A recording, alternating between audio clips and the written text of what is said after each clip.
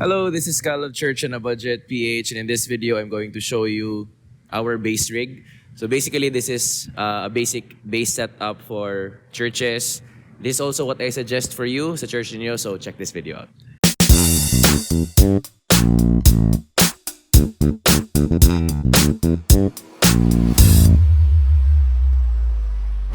If you are new to this channel, please know na hindi ganito yung boses ko. May sipon ako ngayon. But please go ahead and lay your hands on that subscribe button so that you won't miss any video that I'll be posting soon. If you guys don't know me, I am Kyle of Church on a Budget PH that aims to help churches become efficient and effective.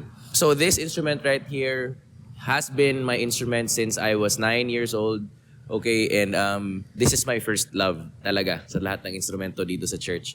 And I'm gonna share to you our bass rig here. This gear is not mine personally. It is owned by our bassist here sa church. These are all his stuff, you know, from the bass to the gadget. Ito lang yung sa akin dito.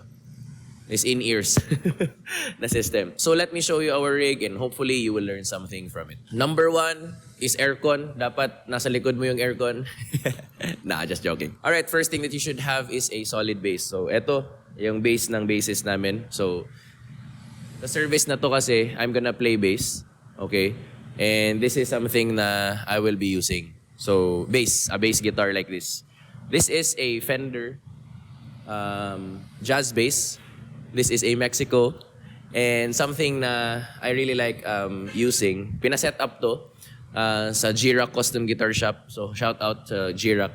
And one thing na sasabihin ko talaga is, any bass can work sa church ninyo.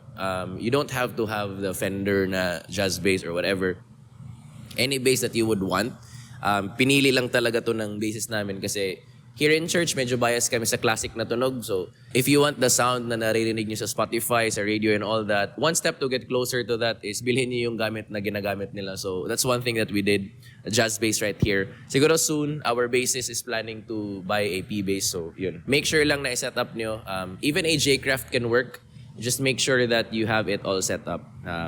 Fix yung neck niya and all that. So, ayun. Have a solid bass for you. 4 strings, 5 strings, doesn't really matter. Basta, well set up siya. Properly set up. So, find you a good guitar tech. Dito sa Cagayan de Oro, we are blessed to have G-Rock Custom Guitar Shop.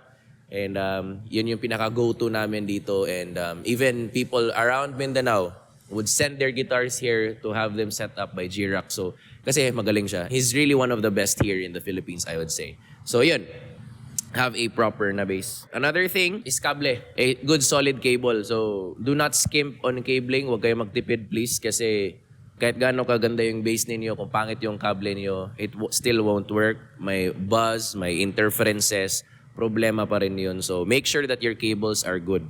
Make sure that your cables are reliable. So, a good solid cable is what you should have, right? Trusted. So, you can buy from stores, or you can have them custom-made. So, depende na sa inyo. Ours, custom-made. Because we want to make sure that yung connectors na ginagamit namin, yung cable na ginagamit namin are reliable. Another thing that you should have is a preamp or some sort of processing sa bass ninyo. This bass, kasi na ginagamit namin yan is a passive bass. So, passive basses don't have preamps. So, we decided na yung preamps namin will come from a pedal. So, bumili yung basis namin ng Fender Downtown Express, which is this one. Etong pedal na to is actually all-in na. Meron siyang overdrive, meron siyang EQ, tapos meron siyang compressor. Tapos, here, pwede mo ding isaksak yung tuner mo. May mute button siya para naka-bypass yung sound, hindi lalabas sa main. Para sa tuner lang. Mga ganun na mga features. Marami siya. You can actually change the signal flow of this, like kung OD or overdrive yung una mo, isi-send mo sa compressor, or compressor muna bago overdrive.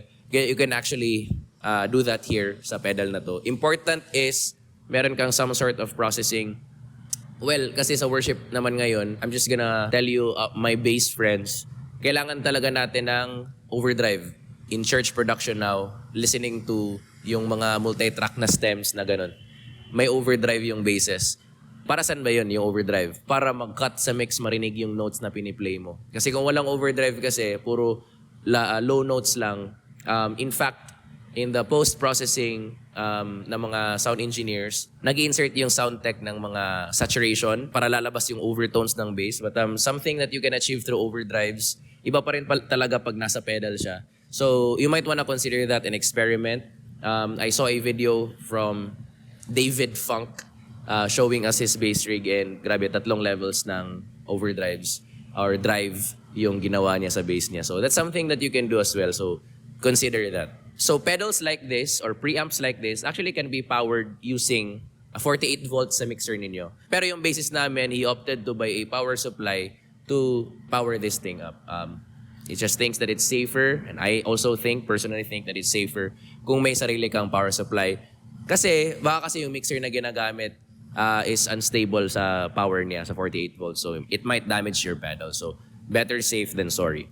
So these are things na gamit namin sa bass namin dito sa church, and that's something na I highly recommend. A good solid bass, a reliable cable, and then a processing, some sort of processing. Start with a preamp and then build from there. So ano ba yung route ng upgrade namin dito?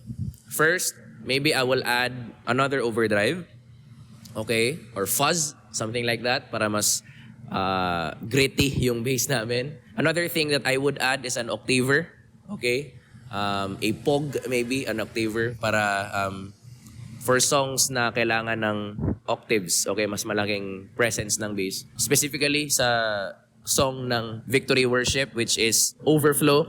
Kasi I talked with Charles mismo, yung bassist na nag-arrange nun na MD. He uses an octaver doon to have that sound na doubling ba? 2 octaves yung piniplay niya at once. So nandito siya sa taas pero may bass pa rin na tunog. So that's one thing that I would add. At of course, a tuner. That's something that you cannot forget, please. Actually, may tuner naman to, pero yung clip-on na tuner, okay? A pedal tuner can also work. But it really depends on you. And maybe siguro a line 6 na stump for modulation effects like reverbs, delays, just so that I have an option for swells if kailangan ko naman. So, but a preamp and then a simple overdrive will do. A compressor will do also, which happens to be here naman sa Downtown Express. So this is something that works for us.